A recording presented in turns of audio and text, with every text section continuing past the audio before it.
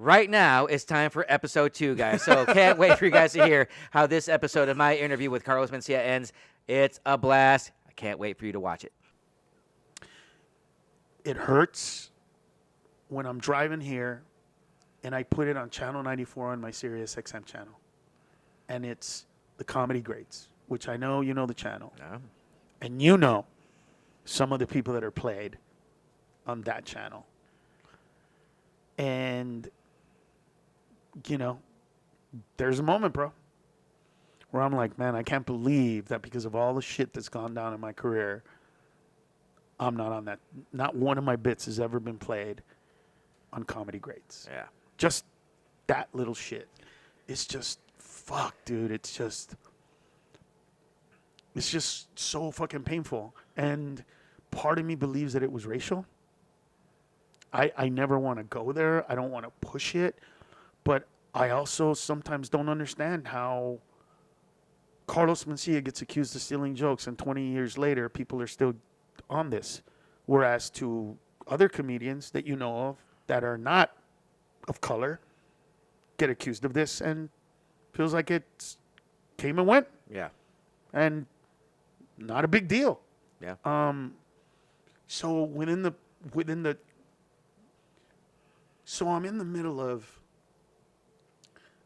seeing my flaws, seeing all the bad shit that I've done, you know, the hurtful things that I've said.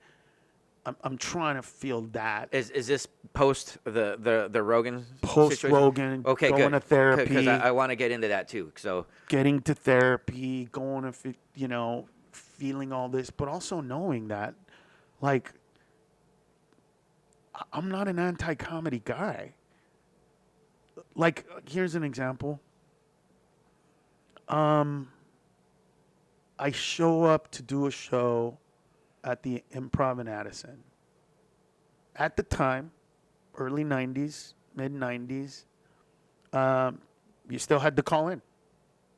That's how you knew, right? So what would I do? I would go do morning radio, and then I would come to the club and see how much the phones were ringing. Because that's how you know. yeah. Yeah, so I'd show up. Shit, we're sold out for the weekend. Killing it, right? I show up, see, phones are ringing, everything's going. I pick up a paper that's on a desk. I read, somebody written some jokes. I was very impressed with the writing and the jokes. I was like, who is this? And they're like, oh, she's a comedian kind of, but she works the box office. Can I watch her perform? Yeah. Okay, tell her that I want her to perform tonight. I want her to open the show. And I saw her perform. And she was on the road with me. She went on tours with me. She, you know, and then she inevitably, she got her show on ABC. I think it lasted a year, but she got her thing. That's what I was to comedy from my perspective. Yeah. Hey, there's a kid named Steve Trevino who's really funny. I want him. Hey, there's a kid named Joe Coy that everybody should know. Let me bring him on my Punisher tour so that everybody can see him. Hey, there's a kid named Pablo Francisco that I think is amazing. And then there's a kid named Freddie Soto. Let's do that. Hey, I want to do a show with me, Paul Rodriguez, and George Lopez. Call it the Three Amigos. They don't want to do it. Fine. Let's do it with these guys then. Me and Freddie and Pablo are going to do it together. We made a movie called The Three Amigos, right, of comedy. So I was always that.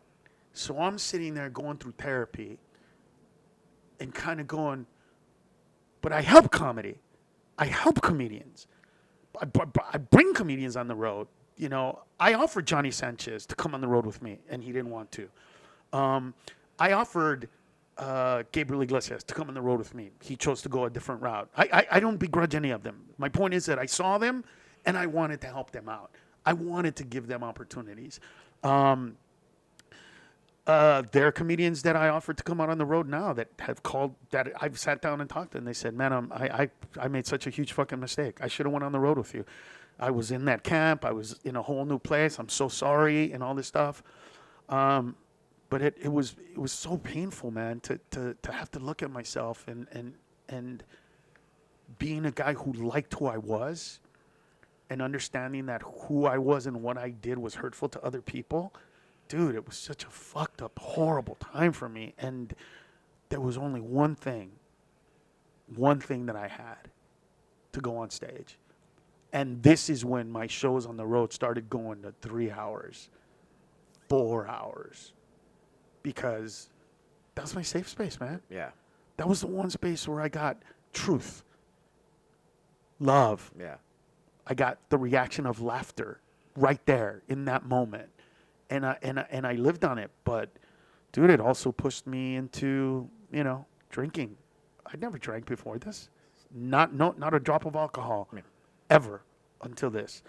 Not a toot, not a slap, not a thing of drugs of any kind whatsoever. Nothing. And when all this pain came my way, I remember when I started doing therapy. My therapist said, listen, I know what you're going through. I know who you are. And our job is to make sure that you don't do what you want to do, what's inside of you right now. And I said, what is that? He goes, you want to destroy your life. You want to explode your life. You want to fail so epically that you can just start over again and everybody feels sorry for you. And part of me kind of wishes that I had done that. Really? Yeah. Part of me wishes that I would have overdosed, that I would have, had a near-death experience that everybody heard about, so that when people went, why are you feeling this way? And I could say, because everybody tells me I'm a joke thief, and when I ask people for evidence, nobody has none, and everybody says I never said that. And it fucking sucks to live in a world where supposedly you steal everybody's shit, and then you talk to them and they say no, but the fucking story continues. And I think that had that happened, people would have immediately felt sympathy for me. And yeah, there would have been people that are like, fuck him, let him kill himself. But most people probably would have been like, fuck, this poor guy. He lost his wife, he lost his kids. Let's just give him a chance. And yeah, there's part of me that wishes I would have done that. I would have lost my wife. I would have lost my kids. But I would have had a different career. I know people would have felt bad for me, and immediately it would have started. Whereas to the choices that I made, 20 years later, people still, bring it up and have negative feelings toward me because of it. That's a hard fucking pill to swallow, man. Of course it is. So like, and all the negativity that you're talking about highlighted. And because the Rogan thing really was the highlighter on all this, the other stuff you found out after the fact, but nothing was as public as the Rogan thing being the comedy police, because that's and that was not supposed to happen. That's the one thing. Like, we were supposed to fucking deal with this shit like men, like fucking men. That's how it used to be. It used to be, hey, meet you out back. I fucking heard this about you. You know what I mean? Yeah. Hey, talk to me. Tell me, whatever it is. It was not handled that way. It was put out into the ether of the internet at a time when people did not understand the power that the internet had from a very negative perspective. Yeah. Which Rogan has now, and and it was ironic that he released a special and he got accused of stealing. Correct. And it's like, and what happened to Rogan? Nothing's happened to him. Nothing. Nobody hopped on a bandwagon. Nope. Nobody did anything. Nope. And it just shows if and I never jumped on it. And neither did I. I never went there. I never did that. I never accused him. I never went. I never said, look. Because you of all people understand the power of hopping on a fucking bandwagon, and it's no different than when people ask me, it's like, hey, you tour with Carlos, does he still steal jokes? And my reply is, do you know for a fact that he stole jokes, or did somebody spoon feed that to you? Did Joe Rogan spoon feed that to you, and that's why you believe it? Is that why you know? Because if Joe Rogan, and I believe in my heart of hearts, because I've witnessed it with you. I don't believe Joe if he stole something. It was not intentional. And I say that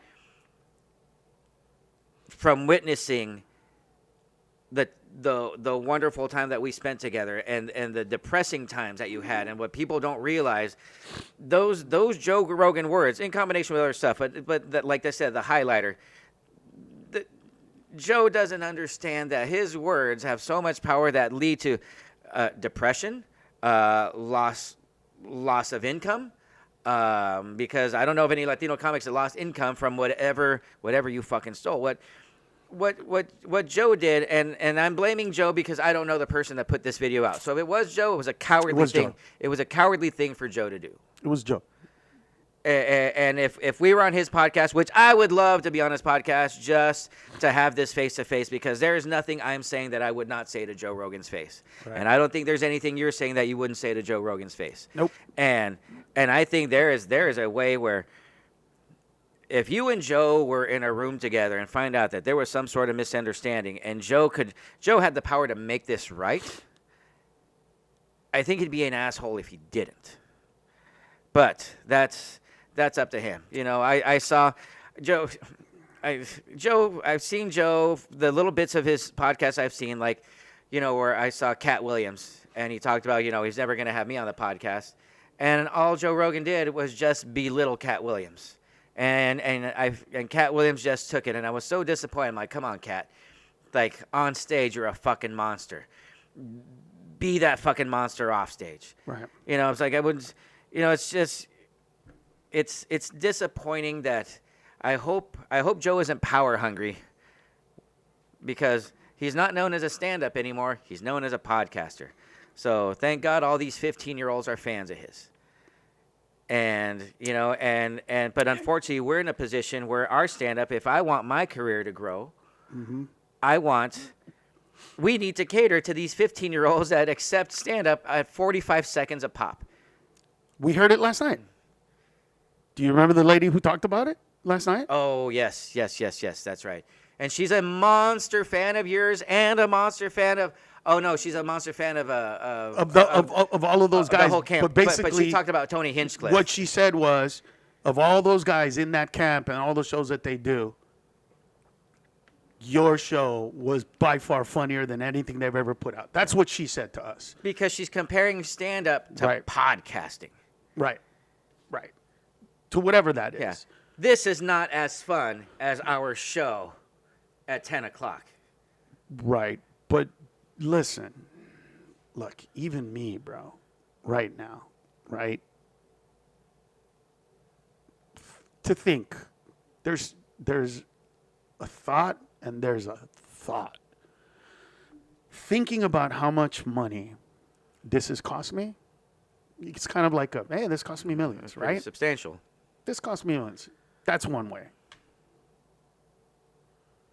The other one is, this cost my life, my family, my friends.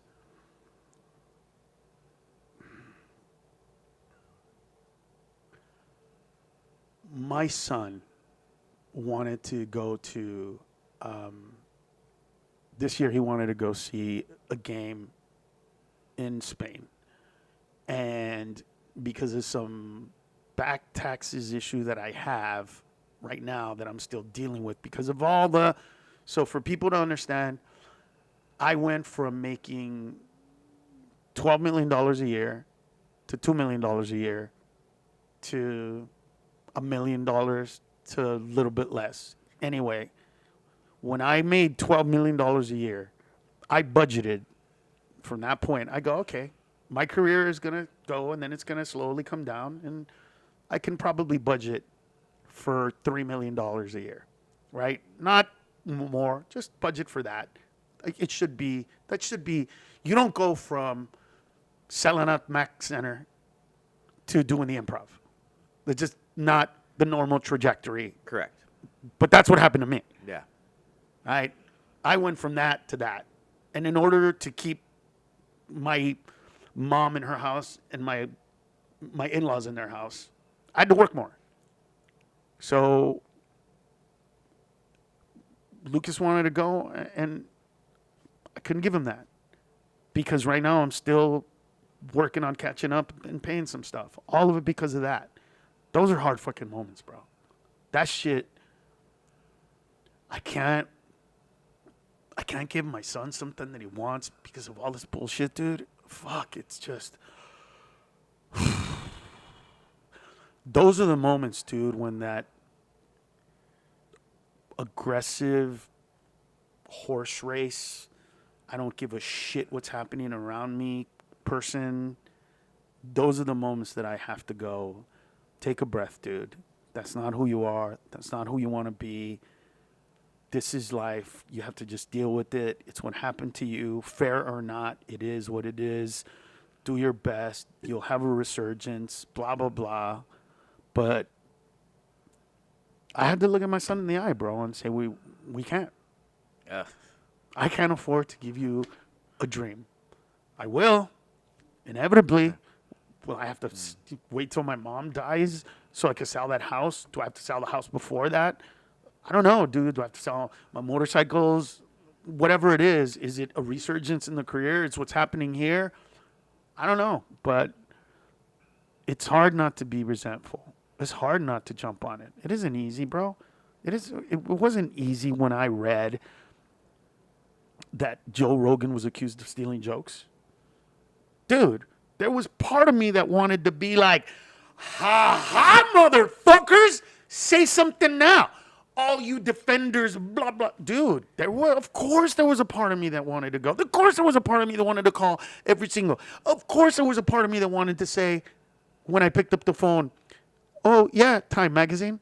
Sure, I have a quote. Hey, yeah, LA Times. Of course I have a quote about it. Hey, New York Times. I do have a quote about it. But you didn't. No. I think the only thing I said was, it is ironic that a person who in the beginning founded his podcast career by accusing me of stealing is now accused of stealing jokes himself. That's about the most I ever said. But in my moments of truth, dude, it's fucking hard. It's hard that you're sitting here saying to me, man, you were at the top of the food chain. I don't get paid. I don't get played on the fucking Channel 94. I'm not a comedy great. That's not me. You know, my comedy is, no matter how good it is, it's shit on by those that don't know it. I see what I do when I go on stage. I know what I do when I perform with others. And yet, my truth is something completely different than that. And I've paid serious price for what those accusations were. And part of me, like I said, wishes that it was true. Because at least then I would be able to go, well, fuck, I deserved it. You know what I mean? Fuck, You did it to yourself. Correct. But I mean, at the end of the day, I hurt the feelings of a lot of comedians, and they tried to ruin my career. Those are the two sides of this. Yeah. You know what I mean? Supposedly, I stole some jokes. I don't know anybody that I've ever harmed if I did do that. But on the other side is this. And so it just doesn't die. It doesn't die, bro. It doesn't go away. It doesn't, you know what I mean? Like somebody will say, holy shit, you guys are fucking talking about this 20 years later? And then the next response isn't, yeah, you're right. Yeah, we should let it go. Right. It's, well, let me tell you why. And then they just keep going. And so what I have to realize as well is, man, whatever was said was so, like, ugh, that this thing became what it became. And so it's a tough pill to swallow, to be alive and to be hopeless and have hope at the same time. It's a good way to put it. I'm hopeless and hopeful at the same time. There are moments where I'm just like, there's nothing I could do. And my deathbed, I feel like I'm going to call a priest over and he's going to be like, you got to let go of all your sins. And I'm going to tell him all my sins. And he's going to go, what about the joke stealing? Motherfucker. Like, what the fuck, dude? I would have said it. This is like me being able to get into heaven. I got to tell you everything. I would have said it. Just making sure. Like, I feel like that's going to be a part of it. But, all I can do now is put my head down, do my shit. You know, dude, today, right now, right before we did this podcast, okay, I was talking to Joy. I was like, hey, who do I talk to about, who's doing social media here? Who do I talk to about this? Because I have some things I want to interject about, blah, blah, blah. And she said, well, I don't do that. But what I do is, and I do this, and I did it today. Carlos. I went on and I got, deleted all the comments that are negative about you joke stealing. Literally, right before we started this. It's October of 2025. Yes. And it's happening on a consistent 20 basis. years later. And those people aren't just saying this. What they're telling other people is, don't go see him perform. So to this day, those comments have reverberated that their echoes are still trying, and I'm sure successful in some places, to demean my comedy to a point where people don't want to come and see it perform.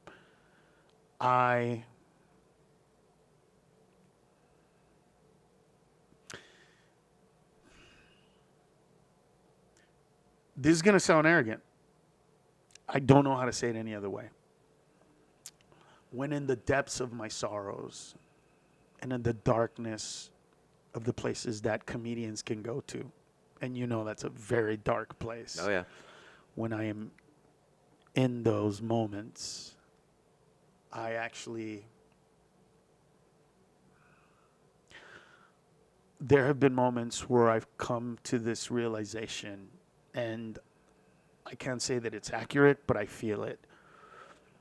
I'm somewhat grateful that of all the comedians that this probably was going to happen to because of the internet and our inability at the time to understand it, I'm glad that it was me.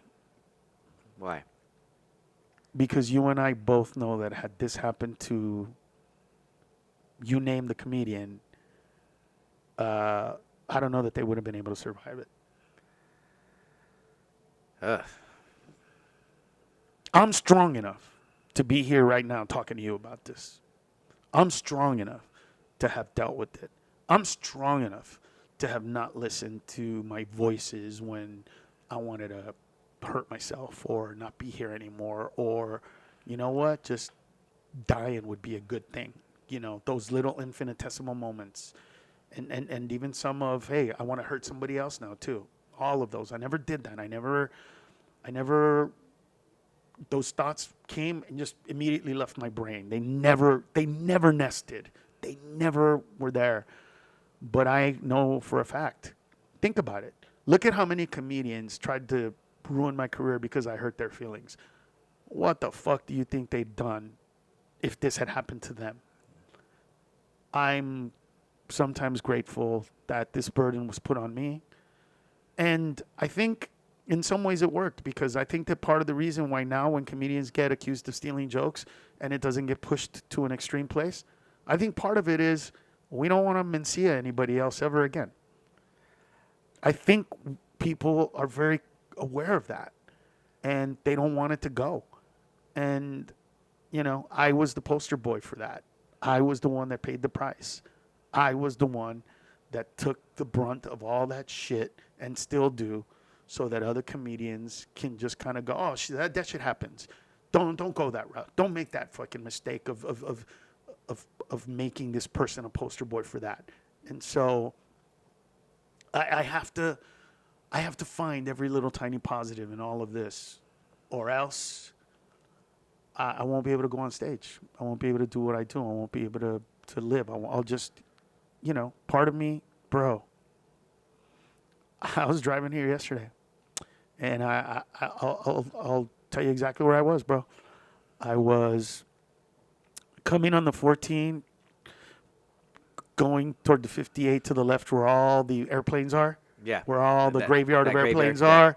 And I got on the 58, and I guess there's a thing, it might be called California City or something like that, or Mojave, or anyway, whatever it is, little tiny town.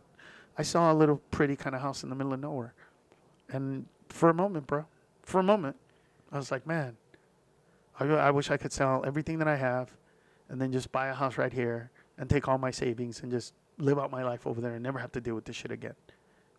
Just for a moment. Wow. Just for a split second. And then it's like, no, I want to go. It's in me to talk about this. It's in me. And then I go on stage, and then I say something that I felt, and then they laugh. And then it all goes away, bro.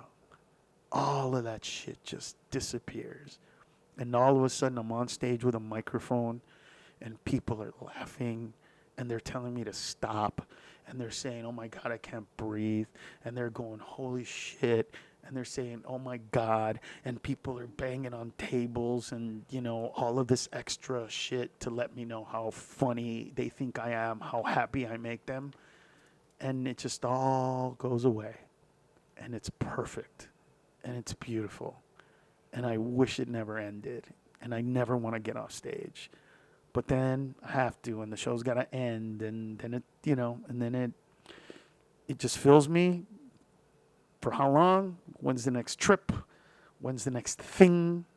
When's the next, you know what I mean? Because what'll happen is, like what happened when I was in Dania Beach, which is improv in Miami, Florida. Everything was great. Numbers are great. It's a market that I've been going to forever. They know me. And then at 5 o'clock, we show up, and there's cops, and we might have to cancel the show because there was a bomb threat. Somebody called in and said that if you guys let me perform, there's a bomb. Wow. So they went through and made sure that there was no bomb, and, you know, did the show, and it was fine. But, yeah, somebody wanted me to not perform so badly that they called in a bomb threat so that the show would not go on. And, dude, somebody that I've never met, that I don't know, that if I met on the street, I would be nice to, that if I was in an elevator, I would hold it for them, that if they were in my audience, I would make them happy. That person wants to hurt me that bad. It is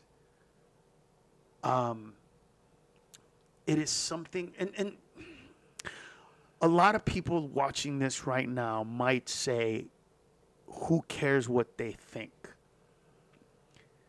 And that applies to most jobs and most people, right? I tell my son that. They said whatever about you, Lucas, gives a shit. Who fucking cares? Yeah. Here's the rub. I'm a comedian. My life, my professional life, literally hangs on what people think about me. Yeah. That's literally my job, to make people think so positively of me that they will spend money to come and see me perform. Yeah. That is literally my fucking job. And so I can't say who gives a shit. And unlike a lot of comedians who want to be funny to Latinos, or want to be funny to white people, or want to be funny to white people of a certain class, want to be funny to rednecks, want to be funny to blacks, but only blacks of a... I'm not that guy. I want to be funny to everybody. Everybody. And to have all this, bro, it is... And there's no... Like, there's no conclusion. There's no things. And then when, you know, I'll do interviews and they'll say, you should apologize. Okay, to who? You know, to the people. For what? Well, you know, for what you did. What did I do? Well, you stole all those jokes. Show me. Well, you know you did. No. This is the point. I asked you to have somebody. Did you have that person? No. Then why are we talking about this? You couldn't find somebody that says I stole their jokes, but you're sitting there telling me to deal with that shit and apologize for stealing? I already talked to Bill Cosby. That was his joke. I don't understand why I'm dealing with other people. Like, what is this shit? So there's no exit strategy. There's no way I could get out. There's no fix. There's no fix for this shit. There's nothing. It's just me dealing with this and not exploding. Yeah. And not allowing it to get me depressed and sad. And it's dude, it's burdensome. I really if these words happen to find their way to Joe Rogan, I just hope he understands the consequences of his actions, because people were hurt. Not just you. A lot of young people were hurt. because in those 10 years, I took on one comedian. In from 2010 to 2020, for that decade where I was kind of finding myself, Cisco Duran is the only comedian that I kind of brought on the road for 10 years, pretty much. And you've opened doors for so many people. I wanted to open so many doors for so many other comedians. I just couldn't let them in because, You didn't trust anybody. well, no, man. When, these guys, when these guys, like when Steve Trevino went on, like Mark Maron is an example, right? I get a phone call from Mark. This is at the height or in the beginning of the height of his What the Fuck podcast. Yeah. I went in, I answered every single question he had. I shied away from nothing. The week after, I get a phone call that he was like, I felt used after interviewing me. Like I used him. I didn't call him. I didn't want to be on his podcast in that sense. He asked me to be on it. I said yes. All of a sudden, he says that, and then he interviews Willie Barcena, who's not going to have anything positive to say. Yeah. And Steve Trevino, who goes up and says that I stole the idea of motorcycles from him. So that he wanted a motorcycle before me, but then I bought a motorcycle and I stole the idea of having motorcycles from him. That's very original to Steve. That's how, but, and the fact that he saw me perform one time and he saw me do 20 minutes of brand new material and was like, oh my God, this guy's a genius. Come to find out that I stole that from, who was it that he said I stole it from? Oh, Bring the Pail. He thought I took it from him. Gaffigan? Mm-hmm. That I stole 20 minutes of Gaffigan jokes. Huh. And that wouldn't come out in public. Somebody as famous as Jim Gaffigan, that wouldn't come out. Whatever. What I'm saying is when that occurred and everybody then started, like even my friends, like there was nobody there to defend me, bro. Yeah. There was one person that did, but he died. And it was Robert Schimmel. I love Schimmel. Schimmel was the one guy that he was like, no. I've seen Carlos Mencia go on stage before me and do things that I've never seen another comedian do. I don't care what anybody says. That dude is original and he bleeds comedy. So he was on my side before he passed away. Had he lived, he probably would have been a very good proponent. Outside of him, nobody defended me. Nobody wanted to. And the people that I was friends with were not powerful comedians, right? But here's an example. And I never asked, by the way. And I'm not saying this in a negative way, okay? This is me being informative, just informative. But when I first saw Joe Coy, and I knew that I had a big tour, I brought him on the road to expose him because I wanted every comedy club owner in every big city in America that we were going to go to watch him perform and bring him back as a headliner minimum. That's what I wanted. I wanted the world to see him, right? That's why I brought him out. It wasn't for me. It wasn't because, yes, he was going to make the tour better. But I literally made that decision based on me trying to help him. I had the power to give this guy a spot to blow him up. And I did that. But, he never got into it.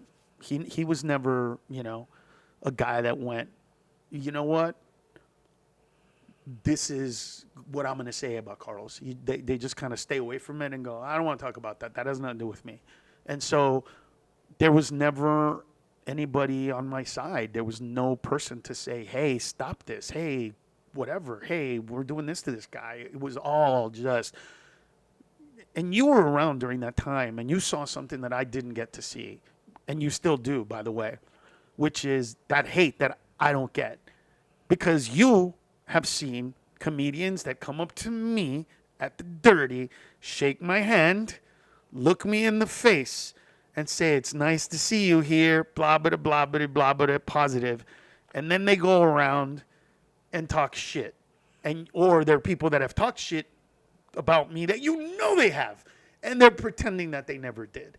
I don't get to see that.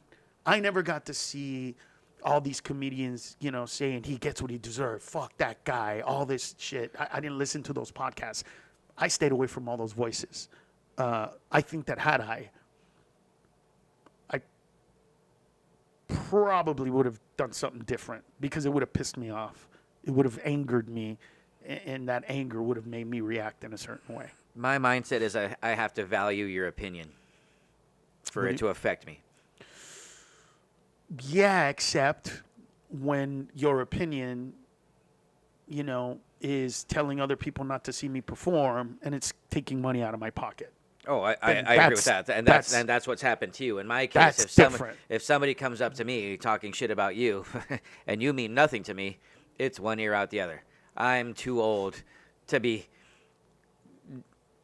I'm not going to talk somebody into it. Like I use example of all the people that are hardcore Trumpers. You're not going to talk them out of not being a Trumper. Right. Why even try? Right.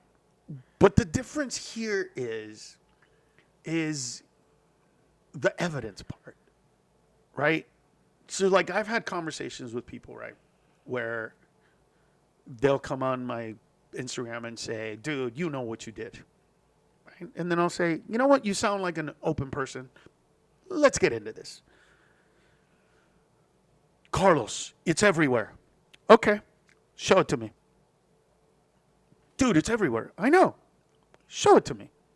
Show me an actual video. If it's everywhere, it's going to be easy to find, Correct. Right? Of me doing a joke and somebody doing a joke before me. Not an accusation. Not a he did this or he did that, but an actual proof. Because we all record our sets. We all know when we did stuff. And then they'll come back and go, holy shit, there's nothing. Like, from the original video, those things exist, but outside of that, there's nothing. And I've had people go, holy shit, I thought like this was everywhere, but no, it's just people saying things, but there's no actual proof that you did this. Yes, there's that. There's this 4 times now. 4 times, bro. In the past couple years, I've gotten a phone call from a producer who said to me, I'm calling to apologize to you because we were doing a project that I was a part of. Somebody wanted you to be a part of that project. I made sure you were not part of that project because I believed everything that Joe Rogan said. Now I'm not a fan of Rogan anymore, and I'm questioning everything he said. And I did research, and I looked, and everything that you get accused of, I can't find it anywhere, and I'm really sorry. Of those 4, bro, none of them had a job for me. None of them were calling me to say, I'm going to give you this for what I took from you. They literally came to me, bro, hat in hand, saying, I hurt you on purpose. Forgive me. And 4 times so far, I did. Because I don't have guilt. Not like that.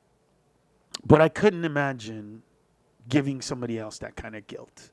Putting that shit on them. Making them feel bad because I'm hurt. Because I'm in pain. Because I'm going through this bullshit. And so I forgave him. But dude, it happened. These 4 fucking people took jobs from me, bro. Yeah. And they told me to my face, this fucking happened. And my goal has been to not let shit like that affect me in the worst way possible. Do you know what I mean? Yeah. Tonight, I'm driving home. Do you know how easy it would be to just let go of the steering wheel on one of those turns and boom, done. It's over. I don't have to deal with the shit anymore. I don't have to fucking, I have a life I have a life insurance that'll take care of my family. So I'll just make sure to put brakes so that you could see that I didn't just go straight into the ravine, pretend, I mean, those thoughts sometimes go through my mind, bro, because as we sit here, like I said, bro, right now, as I speak, in this very moment, hopeless. I feel hopeless. I feel like no matter what I do, it's not going to change. That no matter what happens, I'm still going to deal with this shit. That no matter who sees this, they're still going to not believe me because they believe I'm a fucking whatever devil demon I was built up to be. And then we're going to end this podcast. I'm going to flip immediately and go, wait, we got to go have dinner. We were talking about a sandwich place. Yeah. Let me look forward to what kind of sandwich. I've never been to this place. Then we're going to smoke a cigar. Then we're going to go do the show. And then we're going to do, karaoke after. And then I get to drive home. All right. And to by your then. family. To your family. Yeah. Because I need to get you out of that headspace that you just Well, put yourself in. no. See, what I'm saying to you is that's not going to happen. Because you have to snap out of it to be back to reality. But that will happen when, like I said, it'll literally happen when we start talking about sandwiches. Yeah. It'll literally, 20 years will do that. Well, it's funny because I have a friend named Kevin Dombrowski. He's a comedian from out of New York. And he used to fucking annoy me when he'd say this because I hated that he was right. But every once in a while, we'd hang out and he'd go, oh, shit, what's going on? What's going on, Ned?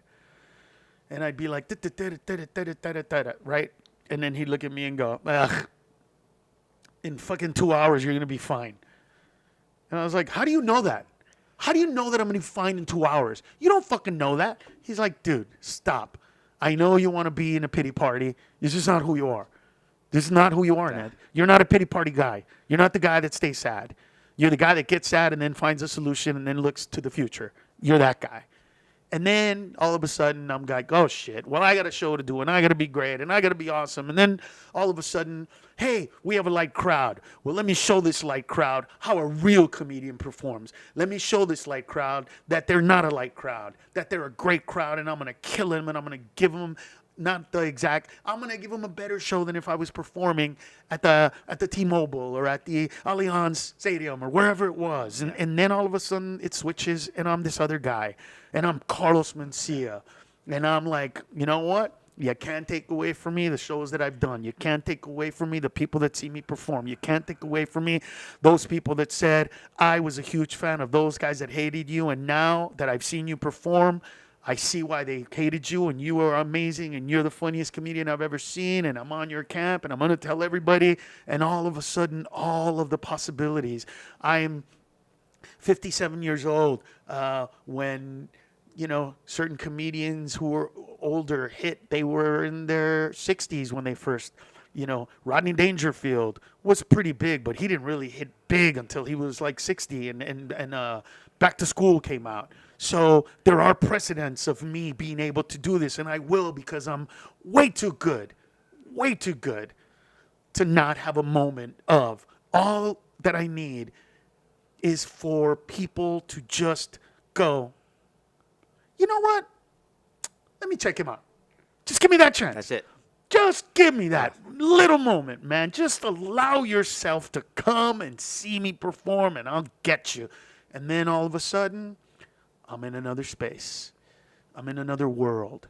And then all of a sudden, it isn't everything that I lost. It's everything that I have.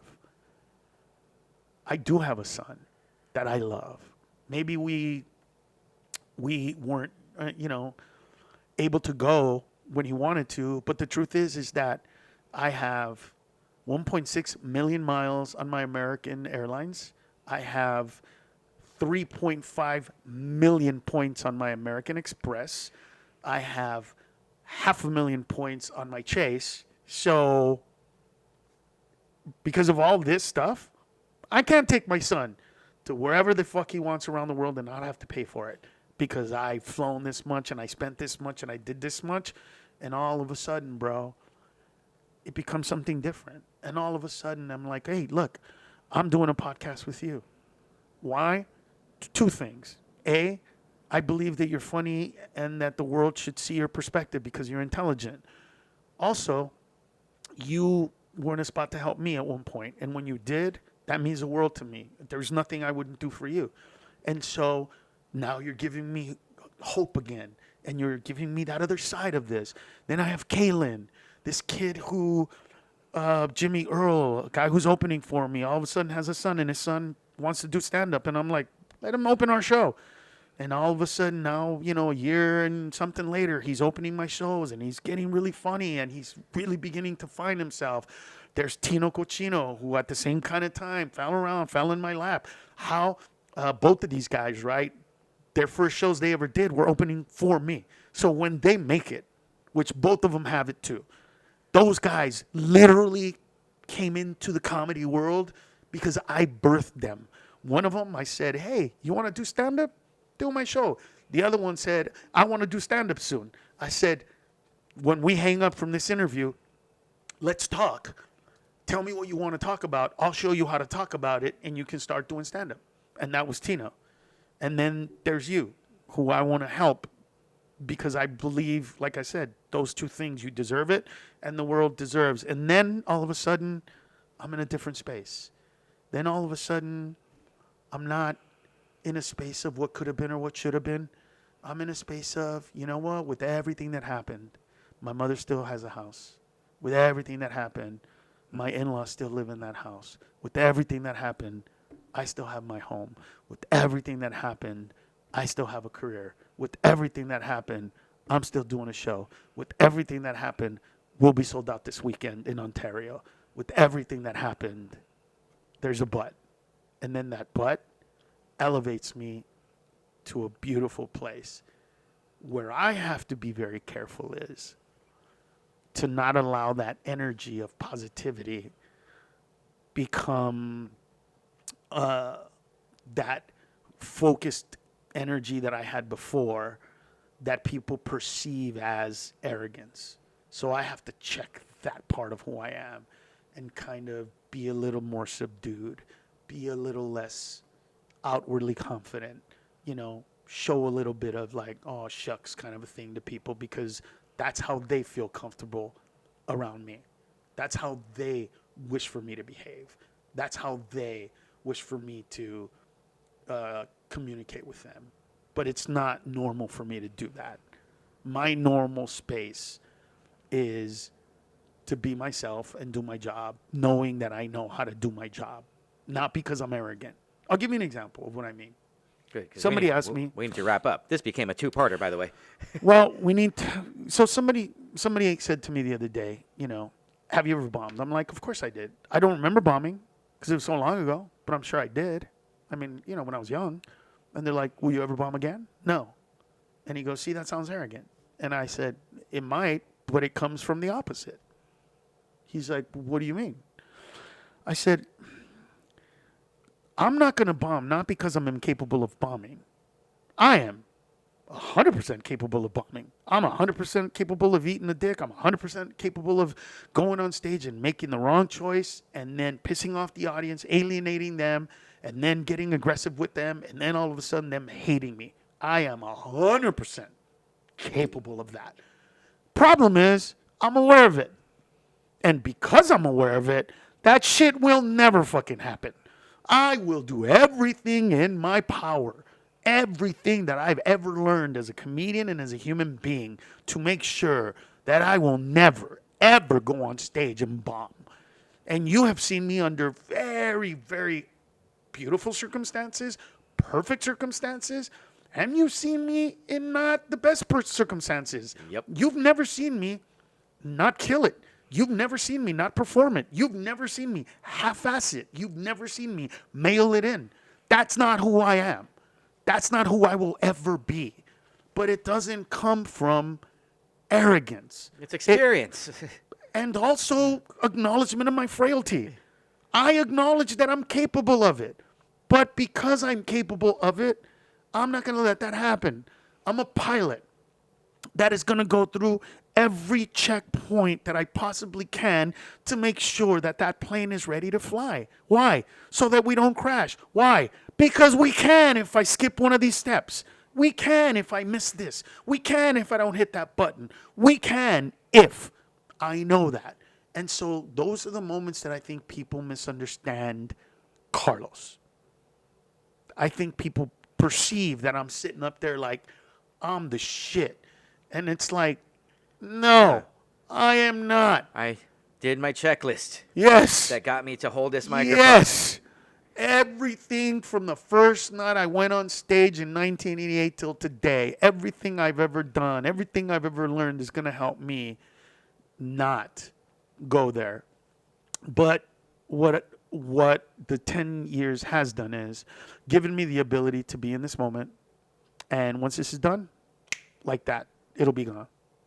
Because I do now know that living in it serves no purpose. Yeah. It doesn't help me. You can't stew in it. Can't because there's nothing I can do other than what I'm doing. There's nothing I can say other than what I'm saying. I've never not answered a question. I've never steered away from it. I've never shied away from it. I've never not wanted to confront it. I've never not, but look, this isn't comfortable for me. I'm not even being funny. It's hard. Like it's fucking hard to be this guy. Half of me wants to do a joke. Yeah. Then the other half goes, yeah. But one time I did a joke like this, it turned on me. Yeah. Which was in I Am Comic when I get a phone call from the producer of that movie and they pitch this idea to me. Why don't you over the top go, I steal everybody's jokes and just make fun of it like that? And I go, that sounds like a great idea. So what did I do? I recorded this thing where I go, and listen, watch out, because I'm coming. I'm going to take your jokes. If they're funny, here's what I'm going to do. I'm going to take your joke, I'm going to put the word Mexican in it, and I'm going to make it mine. I thought that me being over the top and saying something as comedically naive and stupid as I can take any joke ever written and add the word Mexican to it and make it funny, no fucking sense whatsoever, bullshit. But guess what? Comedians sometimes now go, well, you admitted to it. You thought that's what that was? It was obviously over the top. You didn't get that? Oh no, I thought you were being real. What the fuck? Seriously? And so I can't even make fun of it now. There's no way to joke about it because the way they see it is so serious. Because the way they look at it, like I hurt somebody's career. There is no challenge. But if there is a career that you guys believe I actually affected, please let me know. And I promise you that I will clarify it and you will end up realizing that I never did that because I don't hurt other comedians, even when I have the power to do so. And I've shown it, especially when Joe was accused of stealing and I didn't jump on that bandwagon. That's how you know that I'm not that kind of guy. Because that would have been a perfect time for Carlos to go, ha ha, and just told everybody, look, and made that a big thing. I did not. Not who I am. So at the end of the day, I'm glad that it was me. I'm glad that I didn't hurt myself or anybody. And at the end of the day, yeah, I am Carlos Mencia. I am funny. I will kill tonight. This weekend, I will get standing ovations. I will change people's lives. I will change their ideas of who I am. There will be at least one person that will come up to me and say, I am so sorry that I believed all the bullshit, but I can see now that it was all wrong. I am going to be that guy and live in that space. And then go, when is this country, when is this world going to give me that second shot? I'm ready for it. I'm ready for you to give me this chance. All you have to do is allow me to entertain you. And so that's where I'm at, bro. I love it. You got anything on that? I like it a lot. It's your show, bro. All right. So this was a good time. And I really think we need to cut this in half because this is 2 episodes of in-depth. It's, like I said, it's not easy, bro. Well, it's not easy. It's not easy looking in a mirror that projects a negative reflection. It's not easy to look back and see the hurt and and the negativity that was put toward me. It's not easy to not want to take revenge. It's not easy to not want to John Wick, so to speak. You know what I mean? Seriously, like it's you know, part of me wants to be a vengeful motherfucker that take this podcast, because look, you and I both know that if I start engaging in a war against those comedians that hate me throughout the period of time and just started showing videos of them and doing all this stuff and creating all this, you know that this podcast would immediately have people going, oh shit, you got to go check it out. We've never discussed that. I never would discuss it. I never would go there. I never would want to go there. Yeah. It's nothing that I would ever even engage in, because that's not who I am. That's not who we are. That's not what I want. No. That's not how I want to get there. No. So at the end of the day, I believe that 2, 4, 5, 10, whatever it is, years from now, you and me will be talking about this and going, remember when we were just waiting for that moment to happen? The moment came. Look at us now. Look at us now. And I know that's going to happen because I'm too good at what I do. In order for that to happen, and because of everything that I've learned, I'm not gonna fuck it up. So yeah, that's where I'm at, brother. Ready for sandwiches? I'm ready for sandwiches. Onward and upward. Onward and upward, my friend. Yes. So, anybody watching, still watching, I really think this is going to be a two-parter. Thank you guys so much for listening. This is my guest, Carlos Mencia. My name is Gabe Lopez, and this is Between the Laughs. Please keep listening to us, and you guys, just be safe and take care of each other, because we're all we got, and love's the best thing we do. See you later.